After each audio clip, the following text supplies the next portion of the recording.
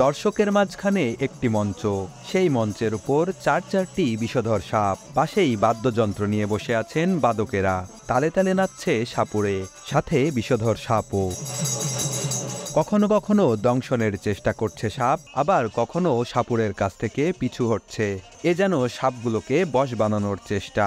গ্রাম বাংলার ঐতিহ্যবাহী এ খেলাটি দেখতে মেহেরপুরের আমজুপি গ্রামের উত্তরপাড়া সরকারি প্রাথমিক বিদ্যালয় মাঠে দেখা গেল উৎসুক জনতার ভিড়। এটা মেলা ভালো অনুষ্ঠান হয়েছে এখানটায়, তাই এসেছি।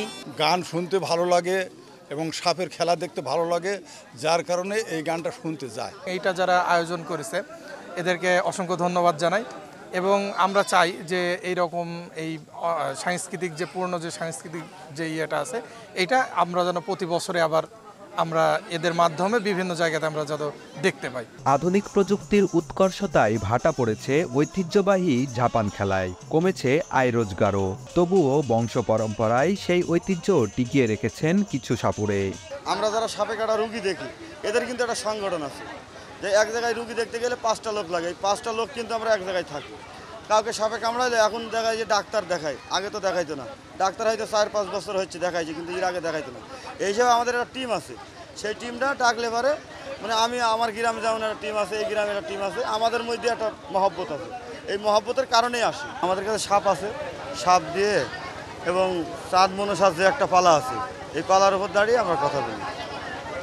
এই পালা করি আমরা, আমার সাথে আমার ছোটো ভাই সাপুড়ি আছে, উনি সাপ খেলায় আর আমি এই গান বাজনা করি। আমি নিজের শিল্পী আর আমার ছোটো ভাই যে উনি সাপুড়ি। ঝাপান গানটা মূলত আগে কম হয়ে গিয়েছিল, কিন্তু এখন আবার ফের গানটা বাড়ছে, প্রায় প্রত্যেক গ্রামে গ্রামে হচ্ছে তো হচ্ছে। কিন্তু এই গানে আমরা যে আসি, আমাদের দলে 10টা করে মানুষ থাকে বাজি বাজনা সাপ নিয়ে।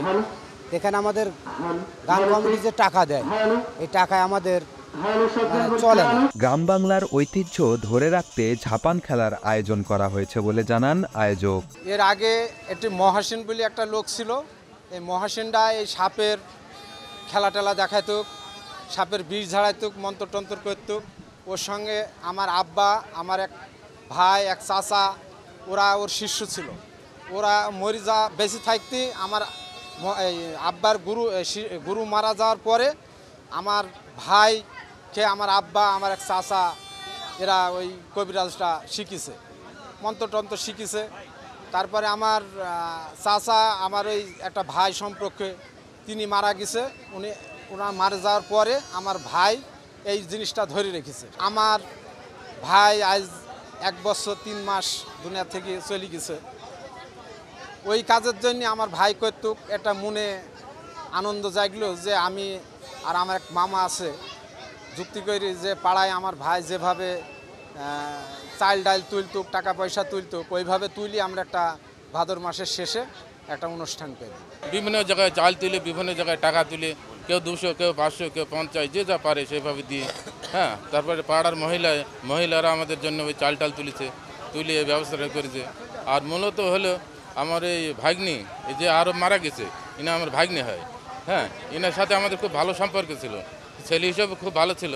কিন্তু সে মারা যাওয়ার পরে আমরা এই ঐতিহ্যটা যাতে আবার থাকতে পারে বা আবার আগাতে পারি, সে যেভাবে সে পরিচালনা করতো সেভাবে যাতে পরিচালনা করতে পারি। আর এগুলো মোটামুটি আমাদের এলাকার লোক বেশ ভালোবাসে গানগুলো। হ্যাঁ, এই গানগুলো সাপ দেখা, হ্যাঁ, এগুলো মূলত আমাদের আনন্দ দেওয়ার জন্যে। হ্যাঁ, আর আমার এই ভাগ্নি এগুলো পরিচালনা করতো, ওই বিষয় নিয়ে আমাদের এই আয়োজন। কালের পরিক্রমায় হারিয়ে যাওয়া ঐতিহ্য আবার গ্রাম বাংলায় ফিরে আসবে, এমনটিই আশা স্থানীয়দের। বেনিয়ামিন, সময় সংবাদ, মেহেরপুর।